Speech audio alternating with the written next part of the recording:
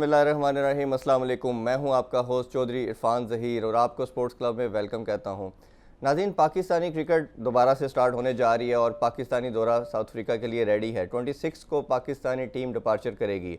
इस हवाले से जो टीम सिलेक्शन हुई, चीफ सेलेक्टर मोहम्मद वसीम ने जो सेकंड सिलेक्शन की अपनी, इस पर कंटिन्यूसली एक ऐसी कंट्रोवर्सी चलती चली जा रही है जो ख़त्म होने का नाम नहीं ले रही। इस हवाले से हमने डिस्कशन के लिए अपने साथ मदू किया है बहुत ही सीनियर स्पोर्ट्स एनालिस्ट और एंकर भी हैं याह्या हुसैनी। अस्सलाम वालेकुम सर, कैसे हैं आप? जी इरफान, वालेकुम अस्सलाम and thank you very much. जी, बहुत शुक्रिया आपके टाइम देने का। अच्छा, आज काफ़ी लंबी डिस्कशन आपसे करना चाह रहा हूँ, आपके आज होने का फ़ायदा उठाएंगे। सबसे पहले मैं बात करना चाहूँगा ये टीम सिलेक्शन के हवाले से। जैसे हमने देखा कि मोहम्मद वसीम की जो पहली टीम सिलेक्शन थी साउथ अफ्रीका जो पाकिस्तान दौरा किया, उसके ऊपर सब ने उनको काफ़ी एडमायर किया और चीज़ें बड़ी बेहतरी की तरफ नज़र आईं। बट जैसे ही उन्होंने सेकंड सिलेक्शन की, उसके ऊपर एक ऐसी कंट्रोवर्सी स्टार्ट हुई जो मैं खुद पर्सनली देख रहा हूँ कि लास्ट कोई 4-5 ईयर या 6 ईयर के स्पैन के अंदर, रिसेंट पास्ट के अंदर ऐसी कंट्रोवर्सी देखी नहीं जो ख़त्म होने का नाम नहीं ले रही। इसी हवाले से हमने देखा कि कल बाबर आजम को भी आना पड़ा और उन्होंने भी प्रेस कॉन्फ्रेंस की। पहले मैं बाबर आजम की प्रेस कॉन्फ्रेंस पे बात कर लेता हूँ, फिर हम आगे चलते हैं। बाबर आजम ने 2-3 चीज़ों का बोला। पहली चीज़ उन्होंने याह्या भाई बोली कि जो सिलेक्शन के अंदर जो मीटिंग हमारी हुई चीफ सेलेक्टर की और मेरी और कोच की, ये जो बातें हैं ये रूम से बाहर नहीं आनी चाहिए। अब सबसे बड़ा क्वेश्चन मार्क तो इस पर आता है कि क्या वो कौन 3-4 लोगों में से ऐसा बंदा था जो सारी रिपोर्ट बाहर दे रहा है। इस पे पहले सबसे पहले मुझे बताइए कि ये कैसी एक अजीब स्टेटमेंट सामने सुनने को मिली कल। इरफान, मेरे लिए बिल्कुल भी कोई हैरानकुन बात थी नहीं कि बंद दरवाजों की जो बातें हैं वो बाहर जबान से आम है, क्योंकि एक लंबा अर्सा हो चुका है पाकिस्तान क्रिकेट और खेलों की कवरेज के हवाले से। और बिलखुसूस अगर हम पाकिस्तान क्रिकेट के हवाले से बात करते हैं तो पाकिस्तान क्रिकेट में तो ये एक नॉर्मल सी चीज़ रही है कि जब भी सिलेक्शन हो और सिलेक्शन के हवाले से जो चीज़ें हैं वो बंद दरवाजों में नहीं रहती। जहाँ तक बाबर आजम की प्रेस कॉन्फ्रेंस की बात है तो ये एक मैं इसको खुशाइन बात कहूँगा कि वो जो कहते हैं ना कि मीडिया अपनी तरफ से खबरें गढ़ देता है, मीडिया अपनी तरफ से खबरें बना देता है, तो बाबर आजम ने किसी चीज़ को डिनाई नहीं किया। बाबर आजम ने कहीं ये नहीं कहा कि जनाब ये आप अपनी तरफ से कहानियां बना रहे हैं। उन्होंने कहा कि बिल्कुल ये सिलेक्शन का उसूल है कि आपके और चीफ सिलेक्टर के दरमियान जो है वो डिफरेंस ओपिनियन के हवाले से हो सकता है। उन्होंने कैटेगोरिकली डिनाई नहीं किया। इसका सीधा और वाज़ेह मतलब यह है कि कुछ है जो कि यहाँ पर मीडिया में सामने आया और बाबर आजम के हवाले से, मिसबाह उल हक के हवाले से जो गुफ्तगू की गई कि जनाब they are not happy with the team selection South Africa and Zimbabwe, तो वो ऑब्वियस चीज़ हमको नजर आई। अच्छा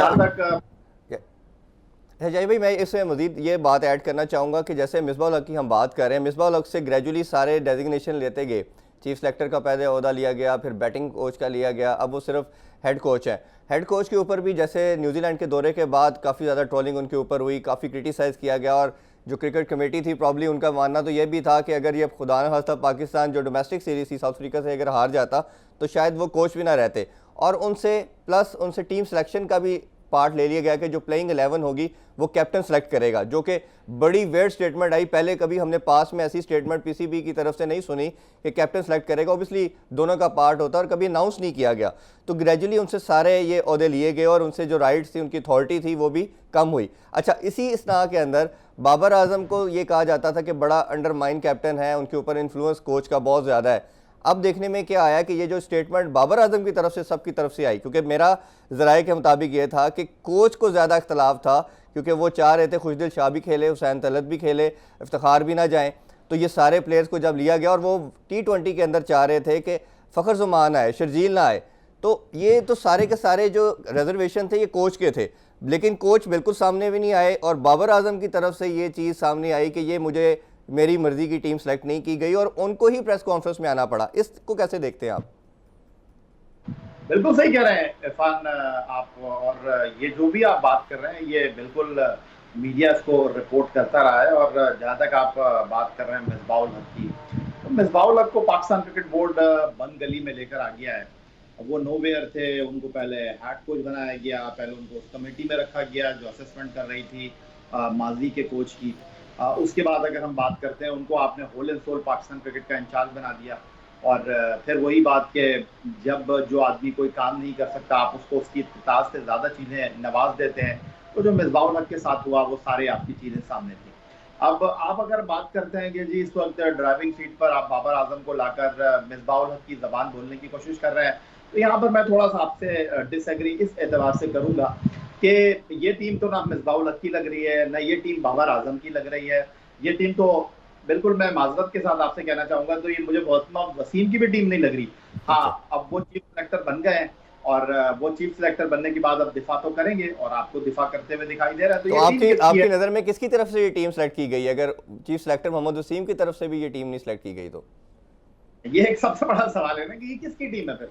अगर ये मोहम्मद वसीम की टीम नहीं है, अगर ये मिसबाह की टीम नहीं है, अगर ये बाबर आजम की टीम नहीं है, तो फिर ये किसकी टीम है? वो आपको वाज़ेह तौर पर नज़र आ रहा है जिस तरह टीम की सिलेक्शन हुई है, क्योंकि अगर आपको याद हो जब चीफ सेलेक्टर का किरदार अदा कर रहे थे मिसबाह उल हक, तो उन्होंने कैटेगोरिकली ये कह दिया था कि जी इस फिटनेस के ऊपर तो शर्जील की टीम में वापसी हो नहीं सकती। हम्म। अब देखिए कि ये सवाबदीदी इख्तियार तो मिसबाह उल हक के पास है कि वो 11 क्या खिलाते हैं। हम्म। अगरचे पाकिस्तान क्रिकेट बोर्ड ये कह चुका है कि जनाब 11 खिलाने का जो फाइनल डिसीजन है वो बाबर आजम के पास है। तो अब देखना यह है कि बाबर आजम क्या मिसबाह उल हक के कैंप में जाते हैं, क्योंकि यहाँ पर हर कोई शॉट खेलने के लिए दूसरे की गलती का इंतजार करता है। और यहाँ पर अगर आप मिसबाह उल हक की बात करें, बाबर आजम की बात करें, तो वो डेफिनेटली नताइज के मुंतजिर होंगे कि नताइज आने के बाद इस वक्त जो मोहम्मद वसीम अगर आसान लफ्जों में कहा जाए कि हवाओं में उड़ रहे हैं, लेकिन उनको अंदाजा हो गया कि नीचे तो आग लगी हुई है और अगर वो नीचे गिरे तो बिल्कुल जलकर भस्म हो जाएंगे। इस ये वाली सिचुएशन है, क्योंकि जितनी उनके ऊपर तनकीद हुई है, आप अभी जिस तरह आपने प्रोग्राम की शुरुआत के इंट्रो में बात कर रहे थे कि ऐसा तो आपने कभी देखा ही नहीं, इतनी ज्यादा तनकीद। तो ये जो कॉर्नर से तनकीद हो रही है मोहम्मद वसीम के ऊपर, वो गैर जायज तनकीद नहीं है, वो जायज तनकीद है, वो आपको नजर आ रही है। एक चीज के ऊपर आप किसी खिलाड़ी को टीम में मुंतखब नहीं कर रहे और दूसरी चीज के ऊपर उसी खिलाड़ी को आप टीम में उन्हीं अवामिल के ऊपर टीम में सेलेक्ट कर रहे हैं, तो आप जस्टिफाई नहीं करेंगे। फॉर एग्जाम्पल अगर मैं बात करूं शर्जील खान की, कि शर्जील खान को आप कह रहे हैं कि जी उनकी फिटनेस नहीं है, तो अगर उनकी फिटनेस नहीं है तो जो टॉप परफॉर्मर है पाकिस्तान वनडे कप के खुर्रम मंजूर, उनको आप कह रहे हैं कि उनकी फिटनेस नहीं है, तो भाई फिर आप हर किसी के लिए एक क्राइटेरिया रखें ना। जी। वो क्राइटेरिया नजर नहीं आता। शदाब के बारे में आप कह रहे हैं कि जी शदाब को तो हमने ड्रॉप थोड़ी किया था, वो तो फिटनेस की वजह से टीम से बाहर हुए थे, जी। तो वो तो टीम के नाइट कैप्टन है, वो तो ऑटोमेटिक सिलेक्शन है। अच्छा, मैं ये भाई बात प्लेयर्स की तरफ अभी आपसे लंबी बात करना चाहूँगा, उससे पहले मैं थोड़ा सा इसको कंक्लूड करना चाह रहा हूँ। तो आपका क्या मानना है, अगर मोहम्मद वसीम की सिलेक्शन भी नहीं है, बाबर की भी सिलेक्शन नहीं है, कोच की भी सिलेक्शन नहीं है, तो ये सिलेक्शन आखिर है किसकी है? आपका क्या ख्याल है कि क्या ये जो हेल्म ऑफ अफेयर में टॉप पे लोग बैठे हैं उनकी जानिब से सारी इंस्ट्रक्शंस हैं और ये सिर्फ डमी का रोल प्ले किया जा रहा है? देखिए इरफान, बात दरअसल ये है कि अगर हम पाकिस्तान क्रिकेट की बात करते हैं, तो अगर मौजूदा हालात हाजरा की पाकिस्तान क्रिकेट बोर्ड की हम बात करें, तो वसीम खान हमें बहुत ज़्यादा बैकफुट पर दिखाई दे रहे हैं। और एहसान खानी साहब जो है, जिनके बारे में कहीं कहीं ये बात होती है कि जी वो कंटिन्यू नहीं करेंगे, लेकिन फिर उन्होंने इस बात का इंदिया दिया है कि नहीं जी वो तो कहीं नहीं जा रहे और वो मौजूद हैं। तो अब सवाल ये पैदा हो रहा है कि फैसले कौन कर रहा है पाकिस्तान क्रिकेट में। और कल लेजेंडरी फास्ट बॉलर वसीम अकरम कराची में मौजूद थे जी। और उनका बहुत ज्यादा नाम आ रहा है कि जी वो सिलेक्शन के अंदर मुदाखलत करते हैं, लेकिन उन्होंने तो कैमरे पे आकर इस चीज को जो है वो डिनाई किया कि जी मेरा तो सिलेक्शन से कोई ताल्लुक ही नहीं है। लेकिन मेरे लिए ज्यादा हैरानकुन बात ये थी कि वसीम अकरम ने क्रिकेट कमेटी के हवाले से अपने लबों को जुम्बिश दी, हालांकि वो क्रिकेट कमेटी में मौजूद है। तो बात दरअसल जिस अंदाज में ये क्रिकेट बोर्ड चल रहा है, जिस तरह सिलेक्शन है, ये मेरे लिए बिल्कुल भी हैरानकुन नहीं है। वो आपने सुना होगा ना कि चलेंगे तो चांद तक चले जाएंगे वरना शाम तक।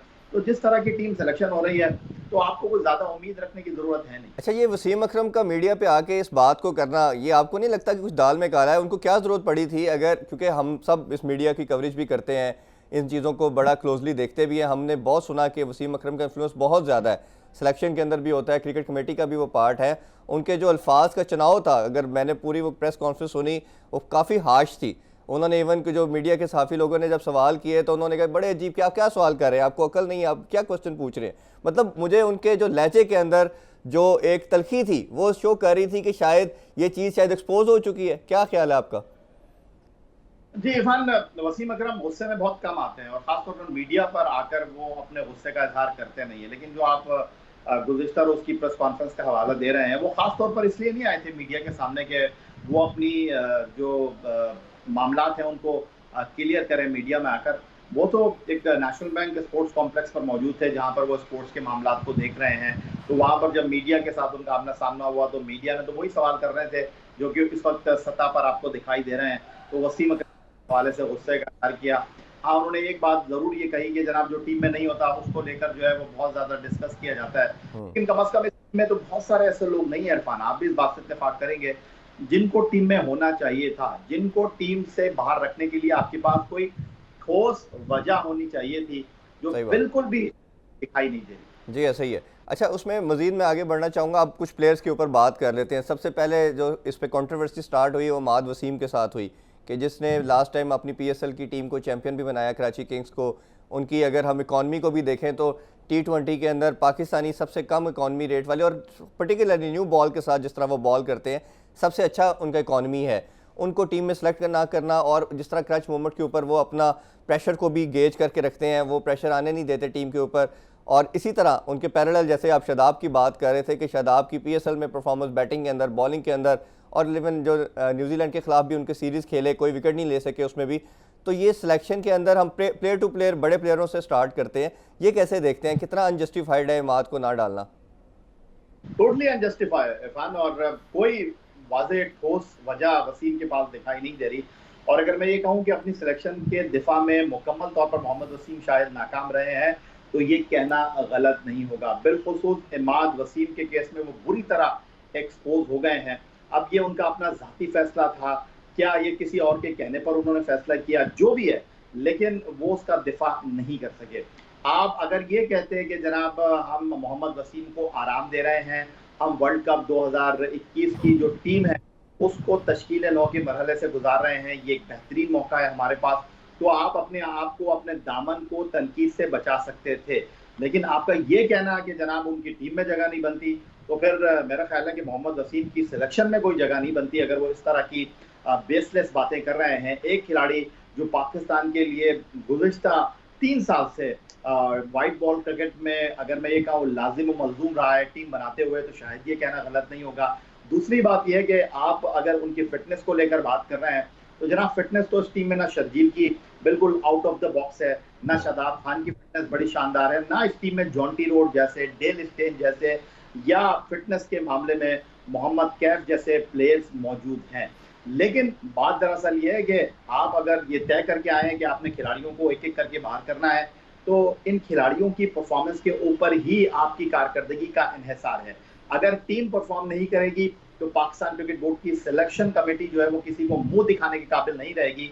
और बात दरअसल ये बात तो हम नहीं कर रहे, ये तो पाकिस्तान क्रिकेट टीम के फॉर्मर कैप्टन राशिद लतीफ साहब ये बात कर रहे हैं कि जी ये डमी कमेटी। और आज आपको मैं एक और बड़ी हैरानकुन बात बताऊं कि हम ये समझ रहे थे कि आधे दर्जन से ज्यादा की सिलेक्शन कमेटी है ये, जिसमें 6 डोमेस्टिक टीमों के कोच मौजूद हैं, लेकिन इसमें जो नॉर्दर्न के कोच हैं मोहम्मद मसरूर, वो सिलेक्शन कमेटी का पार्ट नहीं है। और यहाँ पर बात कर रहा हूँ कि अगर आपको याद हो, नॉर्दर्न के कोच वसीम थे, वो सिलेक्शन कमेटी में मौजूद थे, उनके जाने के बाद जो है वो मसरूर को ये जिम्मेदारी दी गई। मसरूर जो है वो सिलेक्शन कमेटी का हिस्सा नहीं है, और जो बाकी सिलेक्टर्स हैं भी, तो वो बात दरअसल ये है कि फैसल इकबाल हो गए, अब्दुल रज़ाक हो गए, बासित अली हो गए, अब्दुल रहमान हो गए, शाहिद अनवर हो गए, ये वो कोचेज हैं इंतहाई माजरत के साथ कि ये अपनी नौकरी बचाने के लिए काम कर रहे हैं। और अगर आप इनसे ना भी पूछें तो कोई मसला नहीं है, बस काम चल रहा है। जी, याया सैनी से गुफ्तगू जारी है, but it's time for short commercial break. Stay with अस।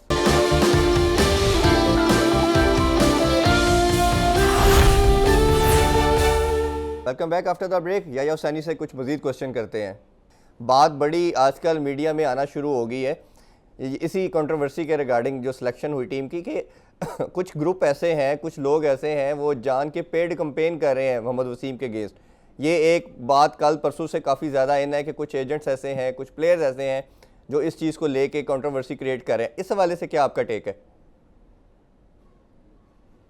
अच्छा, मैं अगर 2 दिन पहले मुझे शायद ये बात पता चली थी, मुझे नहीं पता कि ये वसीम के हवाले से आप बात कर रहे हैं। चलें, फॉर एग्जांपल आप मौजूद हैं और हम भी मौजूद हैं यहाँ पर, और आप मुझसे सवाल कर रहे हैं, मैं आपको जवाब दे रहा हूँ। चलें, 2 प्लेयर आप बता दें जो यहाँ पर पेड कैंपेन चला रहे हैं, 2 प्लेयर आप बता दें। नहीं, मैं तो आपसे पूछ रहा हूँ कि आपके ख्याल में क्या इसमें कुछ सदाकत लगती है ऐसी चीज़, क्योंकि ये कंट्रोवर्सी ख़त्म होने का नाम नहीं ले रही। एक सेकंड ये बात ये सुनने को आई है कि कुछ प्लेयर्स और कुछ उनके एजेंट्स हैं वो जो इस चीज़ को लेके जा रहे हैं, तो मैं इसीलिए आपका एक्सपर्ट ओपिनियन जानना चाह रहा हूँ कि क्या आपको क्या लगता है इसमें ऐसी कोई सदाकत है कि जिसको सेलेक्ट ना किया हो गया और उसने ऐसी चीज़ आई हो? देखिए इरफान, मैं ये तो नहीं कह रहा कि सोशल मीडिया पर जो भी बात होती है वो बिल्कुल हकायक पर मबनी होती है, बिल्कुल दुरुस्त होती है। तो अब किसी ने अपना दिफा तो करना है ना। तो बात दरअसल अगर वसीम के ऊपर तनकीद हो रही है और अगर वसीम को जो है बहुत ज्यादा उनकी सिलेक्शन के ऊपर तनकीद का निशाना बनाया जा रहा है, तो उनके भी कुछ चाहने वाले होंगे।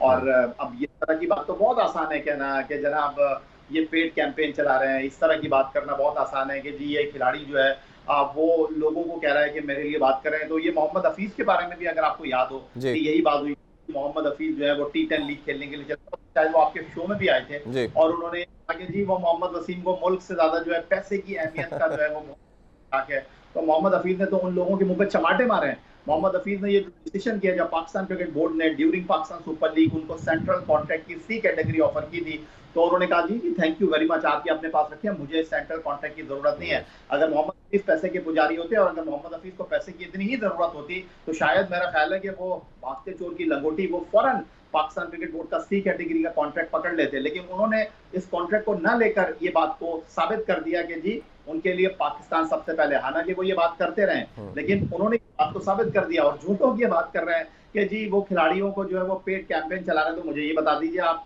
वो कौन बेवकूफ लोग हैं, वो कौन अहमक लोग हैं, वो कौन ऐसे लोग हैं जो इस तरह की, मेरा ख्याल है कि मैं उनके बारे में कहूंगा कि वो शायद इस तरह की ट्वीट करके, वो शायद इस तरह की कैंपेन चला करके जी खिलाड़ी जो है वो पेड कैंपेन चला रहे हैं। मुझे ये बता दीजिए क्या इस टीम में जो है इमाद वसीम की जगह नहीं होनी चाहिए थी? क्या आप मुझे बता दीजिए कि आप कहते हैं कि जी 1.25 अरब रुपए हमने डोमेस्टिक क्रिकेट पर खर्च किए हैं, तो क्या डोमेस्टिक क्रिकेट के परफॉर्मर को रिस्पेक्ट नहीं देनी चाहिए थी? क्या आपकी इस टीम में खुर्रम मंजूर की जगह नहीं बनती? खुर्रम मंजूर नंबर 2 पर थे पाकिस्तान कप में। आपने जिस बुनियाद के ऊपर जो है वो शर्जील खान को टीम में ले लिया, अपनी मर्जी से आप किसी को भी टीम में डाल लें, अपनी मर्जी से आप किसी के ऊपर कोई टैग लगा दें, फिर उसके बाद आप बात कर रहे हैं शान मसूद की। शान मसूद को आपने न्यूजीलैंड की टूर की परफॉर्मेंस के ऊपर टीम से बाहर निकाल कर फेंक दिया। फिर भाई आबिद अली किस चक्कर में टीम के अंदर है? आखिरी 10 टेस्ट इनिंग में उनके क्रेडिट पर सिर्फ 152 रन है विदाउट अ हाफ सेंचुरी। वो किस बुनियाद पर टीम में जा रहे हैं? भाई मैं इधर आपसे 2-3 नाम और ऐड करना चाहूंगा। उसमें सबसे पहले बात करना चाहूँगा मैं, जैसे बात की डोमेस्टिक पे हमने 1.25 अरब खर्च किया, उसको नए यंगस्टर को भी चांस दे रहे और दिया भी इन्होंने हाल दो कुछ यंगस्टर को। लेकिन वेट चीज़ जो मुझे नज़र आ रही है कि आपने जिसने 37 साल रिकॉर्ड ब्रेक किया, कामरान गुलाम, उस बेचारे का क्या कसूर था कि जिसको खिलाए बगैर आपने दोबारा टीम से बाहर कर दिया? इसी तरह इमाद बार T20 में थे, अमर यामीन थे, ये भी प्लेयर कुछ ऐसे नाम है जिनको खिलाए बगैर दोबारा आउट कर दिया। तो कुछ जो पहले मैं इन पे बात करना चाहूँगा कि जिन प्लेयर्स को आपने रखा फिर चांस नहीं दिया और फिर बाहर कर दिया, इस डिसीजन को कैसे देखते हैं? कितना ये डेंजरस है पाकिस्तानी क्रिकेट के लिए? कोई डेंजरस नहीं है, ये जैसे आए हैं वैसे चले भी जाएंगे। पाकिस्तान क्रिकेट बोर्ड में जो इस वक्त बड़ी बड़ी जगहों पर लोग बैठे हुए हैं, वो जिन लोगों की सिफारिश से पाकिस्तान क्रिकेट बोर्ड में आए हैं, जब वो डिलीवर नहीं करेंगे, डिलीवर कैसे करेंगे? सारी उनकी तो कोशिश लोगों की आशीर्वाद लेने में, ज्यादा कोशिश जो है वो लोगों की चमचागिरी करने में और नौकरी लेने में है, तो काम तो वो कर नहीं सकते। अगर कोई आदमी काम कर सकता है तो उसको चमचागिरी करने की जरूरत नहीं है, अगर कोई आदमी काम कर सकता है तो उसको सिफारिश करने की जरूरत नहीं है। अगर आप सिफारिश नहीं कराएंगे तो आप मेरिट के ऊपर काम करेंगे। अब आप बात कर रहे हैं कि जी कामरान गुलाम जिन्होंने फर्स्ट क्लास क्रिकेट का रिकॉर्ड ब्रेक किया, एक सीजन में सबसे ज्यादा रन स्कोर किए, उनको आपने जनूबी अफ्रीका की टेस्ट सीरीज की 20 रूपनी टीम में रखा, लेकिन जब आप उनको जिम्बाब्वे ले जाने की बात करते हैं उनको आप टीम से ड्रॉप कर देते हैं। अब आप किसको लेकर आ रहे हैं? अब्दुल्ला शफीक को, जो कि न्यूजीलैंड के अंदर 2 T20 मैचों में नाकाम हो गए। उनके लिए आपने कह दिया कि जी इनके अंदर टैलेंट है। और भाई वो जो टैलेंट का जिसने मुजाहरा किया, अपनी स्किल का मुजाहरा किया, परफॉर्मेंस का मुजाहरा किया, वो किधर गया? फिर आप बात कर रहे हैं कि जी हम एक साथ बहुत सारे लड़कों को चेंज नहीं कर सकते। आपने जो जाहिद महमूद हैं उनको T20 टीम से निकालकर शानदार डेब्यू के बावजूद उनको आपने टेस्ट टीम में एडजस्ट कर दिया। क्या यासिर शाह की भी पेड कैंपेन चल रही है, जिन्होंने खुद ये बात का इंदिया दे दिया कि जी मैं तो फिट हूं? मैं इसी तरफ आने लगा था कि यासिर शाह की मैं बात करना चाहूँगा। ना इन्होंने कोई उसकी मेडिकल रिपोर्ट जारी की और उसको ज़राए के मुताबिक वो खुद कह रहे हैं कि मैं फिट हूँ।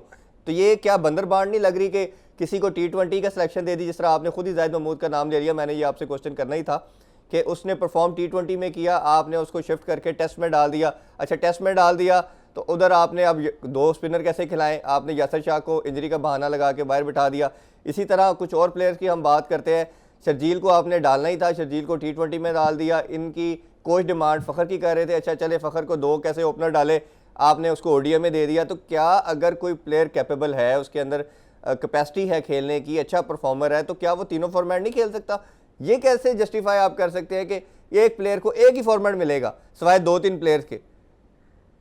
बिल्कुल ठीक कह रहे हैं इरफान जही साहब, कोई सिलेक्शन का ना दाया है ना बाया है, ना आगे है ना पीछे है, ना कोई सोच है आपकी सिलेक्शन के अंदर। किस बुनियाद पर आपने हारिस सोहेल को टीम से ड्रॉप कर दिया? भाई हारिस सोहेल टेस्ट क्रिकेट में परफॉर्म नहीं कर सके थे, ठीक है। वनडे क्रिकेट के तो वो टॉप परफॉर्मर है, वो कैसे टीम से बाहर हो गए?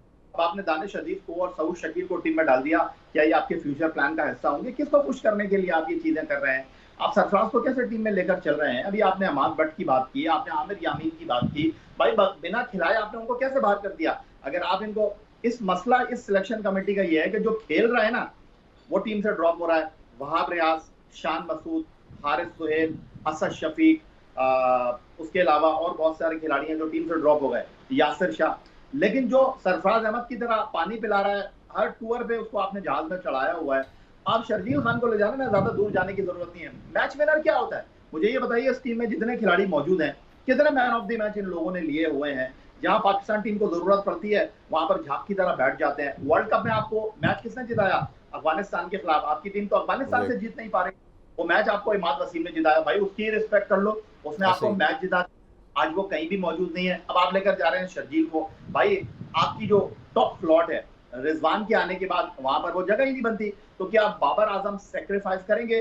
बाबर आजम क्या नंबर 3 पर बल्लेबाजी करेंगे? अगर बाबर आजम नंबर 3 पर बल्लेबाजी करते हैं, अगर जो शर्जील खान है वो रिजवान के साथ इनिंग का आगाज करते हैं, आपको लगता है कि शर्जील जो है दूसरा रन ले सकते हैं रिजवान के साथ? उनकी रनिंग बिटवीन द विकेट जो है इस बात की मुत्तकादी है कि वो भाग सकेंगे रिजवान के साथ। और दूसरी बात यह है कि अगर यहाँ शर्जील डिलीवर नहीं कर सके तो कौन अपना मुंह लेकर पाकिस्तान क्रिकेट बोर्ड की तरफ से मीडिया के सामने आकर अपनी गलती का तस्लीम करेगा?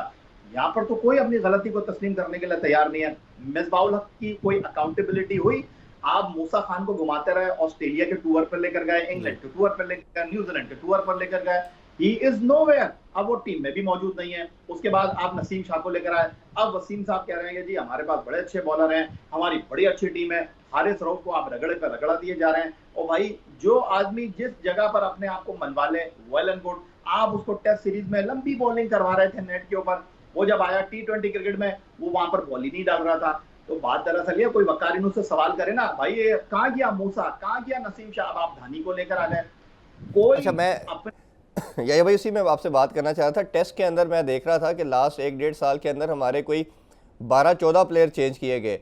दुनिया क्रिकेट के अंदर पर्टिकुलरली टेस्ट के अंदर आपकी चेंजिंग जो होती है, सबसे आपकी स्टेबल जो टीम होती है वो टेस्ट की होती है। T20 तो ODI में फिर आप थोड़ा बहुत मार्जिन दे सकते हैं कि चले न्यू यंगस्टर भी आ गए, आपने न्यू फेसेस को ट्राई भी कर लिया। अभी मैं उस पर T20 पे भी थोड़ी लंबी बात करूंगा आपसे, लेकिन टेस्ट के ऊपर बात करना चाहूँगा। ये कितनी ख़तरनाक चीज़ है कि असद शफीक जो आपका टेस्ट का सबसे बेस्ट बैट्समैन था, आल्दो के अच्छा परफॉर्म नहीं कर रहा था, फॉर्म में नहीं था, फॉर्म की आपने मिसाल दी, कई प्लेयर्स के नाम लिए कि वो भी नहीं कर रहे, तो उसको बेचारे को नहीं खिलाया जा रहा। और जो आपकी बैकबोन रही टेस्ट मैचेस के अंदर, यूनुस खान और मिसबा के जाने के बाद उसको नहीं खिलाया जा रहा। इसी तरह फिर हमने देखा कि अभी यासिर शाह भी चले गए, फिर शान मसूद चले, परफॉर्म नहीं किया एक सीरीज़ के अंदर। तो ये तो बड़ी एक वेयर्ड और ख़तरनाक चीज़ सूरत हाल बनती जा रही है कि पाकिस्तान कहीं भी स्टैंड नहीं करेगा। ये तो मेरा ख्याल है फ्लूक लग गया था हमारा, वो स्पेल अच्छा हो गया हसन अली का या नुमान अली का, और आप वो मैचेस जीत गए। मैचेस तो दोनों फंस गए थे, टेस्ट मैचेस भी इवन। तो आप T20 सीरीज कौन से कन्विंसिंगली जीते हैं इरफान जही साहब, मुझे बताइए? साउथ अफ्रीका के खिलाफ, और साउथ अफ्रीका के खिलाफ कौन से आपने घोड़े खोल दिए थे? और आपकी टीम जिस तरह स्ट्रगल कर रही थी वो सबके सामने मौजूद है। टेलीविजन पर मैच आ रहे थे, कोई रिकॉर्डिंग तो हम देख नहीं रहे थे। और आप टेस्ट टीम की बात कर रहे हैं, वसीम से मैंने भी यही पूछा था। ये तो बहुत आसान काम है जो आप कर रहे हैं। आपने असद शफीक को टीम से बाहर कर दिया, आपने शान मसूद को टीम से बाहर कर दिया, आपने जो है वो यासिर शाह को टीम से आउट कर दिया, आपने जो है हारिस सोहेल को टीम से बाहर कर दिया, नसीम शाह को निकाल दिया, मूसा को निकाल दिया।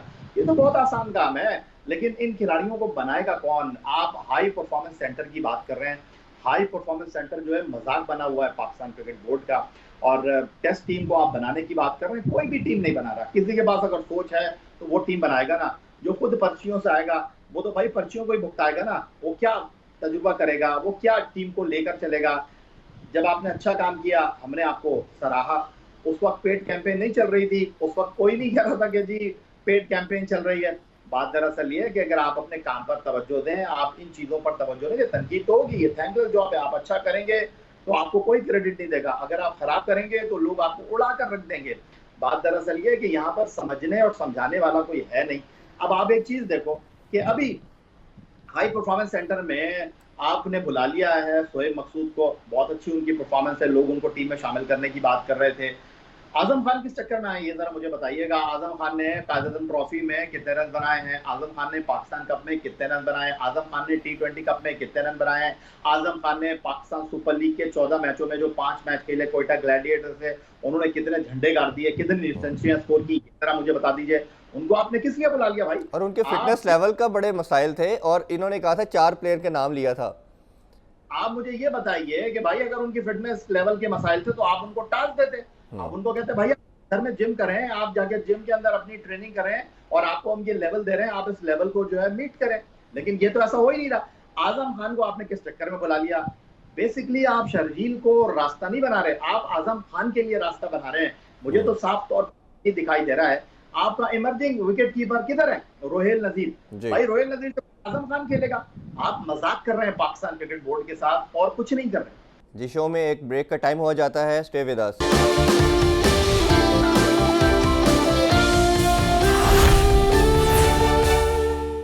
Welcome back after the break. गुफ्तगू का सिलसिला आगे बढ़ाते हैं। अच्छा याया भाई, उसमें थोड़ी सी मैं ओडीआई की बात भी करना चाहूँगा कि पाकिस्तानी जो साउथ अफ्रीका के साथ ओडीआई मैचेस खेलने हैं, वो इंटरनेशनल जो आईसीसी हमारा वर्ल्ड कप आ रहा है उसके अंदर पॉइंट्स उसके शामिल होंगे।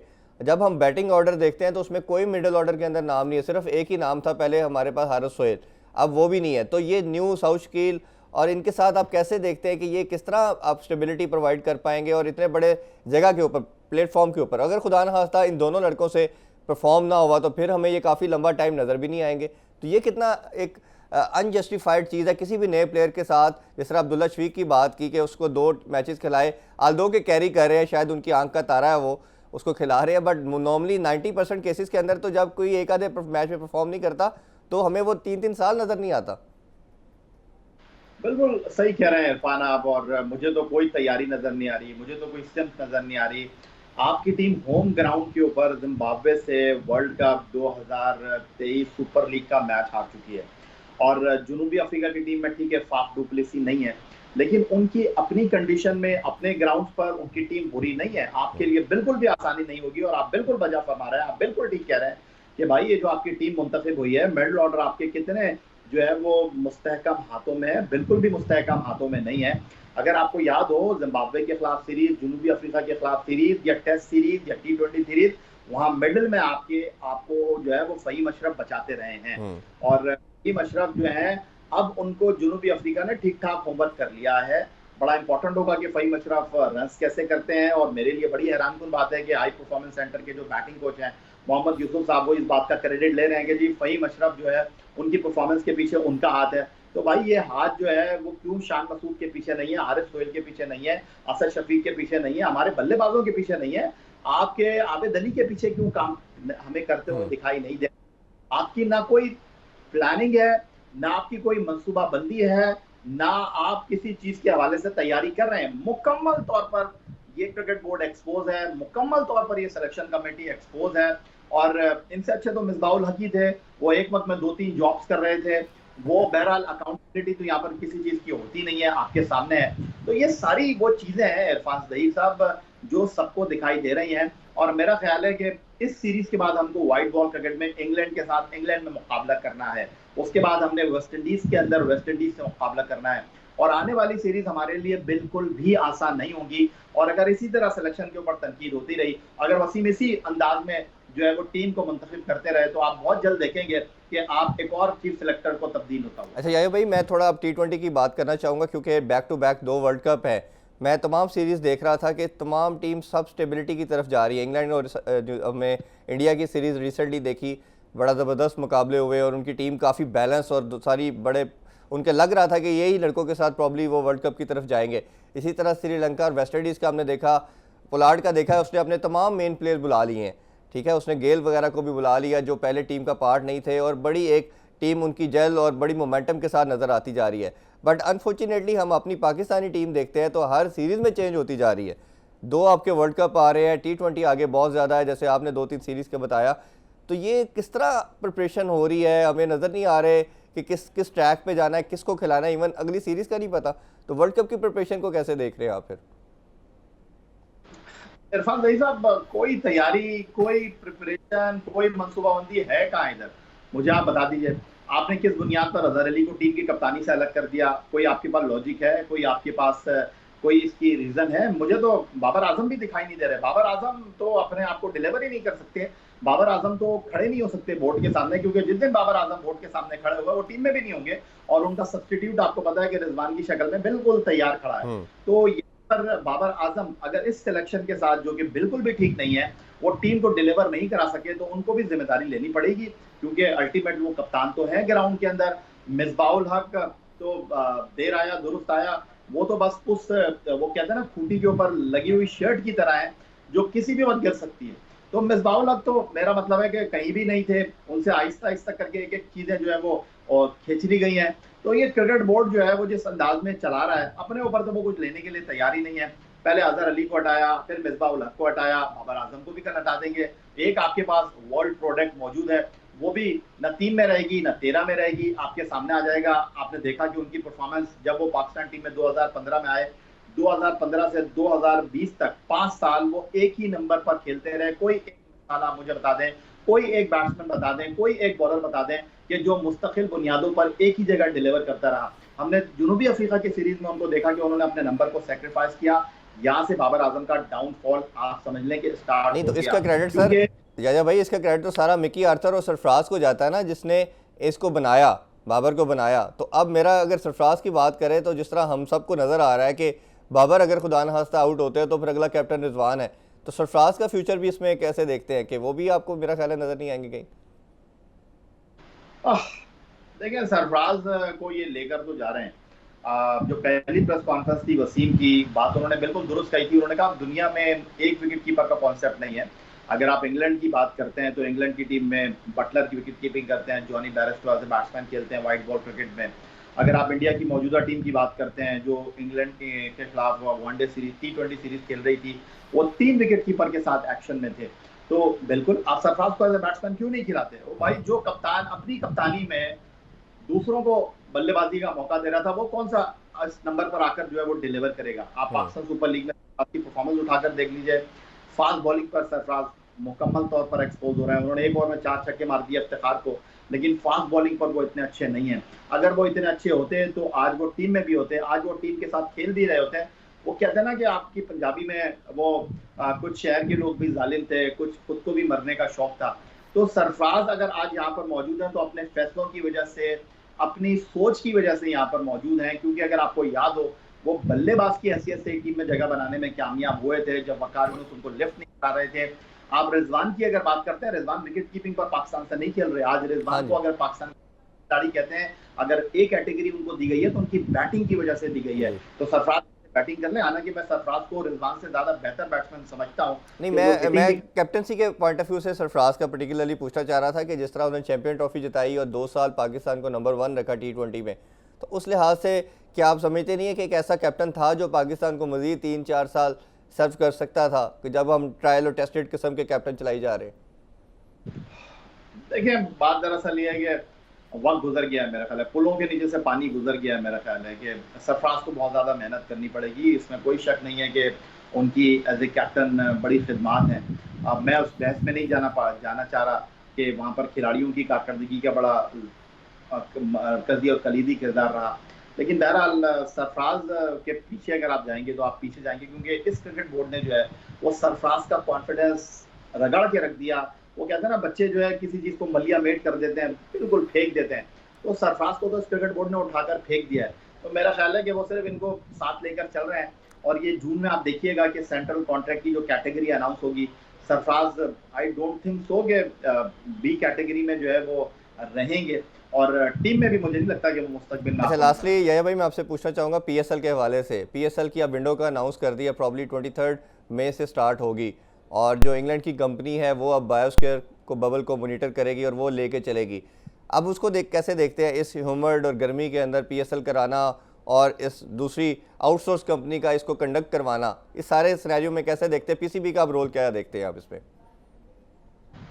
देखिए इरफान तरीक साहब, बात दरअसल ये है कि पीसीबी का रोल इसमें ये है कि आपको हर हाल में इस पाकिस्तान सुपर लीग को होस्ट करना है बिफोर अगस्त, और उसकी बुनियादी वजह यह है कि इस साल आपने इंग्लैंड को और न्यूजीलैंड को अपने होम ग्राउंड पर होस्ट करना है।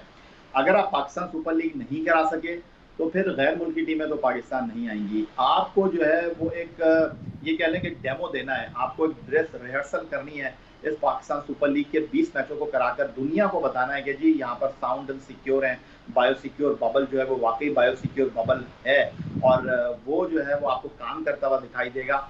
अदरवाइज अगर इंग्लैंड की और न्यूजीलैंड की टीमों को पाकिस्तान नहीं आना होता तो शायद पाकिस्तान सुपर लीग जो है आप आगे भी लेकर जा सकते थे। लेकिन बुनियादी तौर पर आपके स्टेक्स बहुत हाई हैं, आपको मुस्तकबिल में गैर मुल्की टीमों को होस्ट करना है, और वो उसी सूरत में मुमकिन होगा जब आप पाकिस्तान सुपर लीग को साउंड एंड सिक्योर करवा सकेंगे। जी बहुत शुक्रिया याया भाई आपके कीमती टाइम का। होपफुली हम फ्यूचर में भी आपको ज़हमत देते रहेंगे। नाजरीन आपने गुफ्तगू सुनी कि होपफुली आपको आज का शो बहुत पसंद आया होगा। अपना कीमती फीडबैक हमें ज़रूर देते रहे। इंशाल्लाह आपसे मुलाकात होगी नेक्स्ट वीक। टेक केयर, अल्लाह हाफिज़।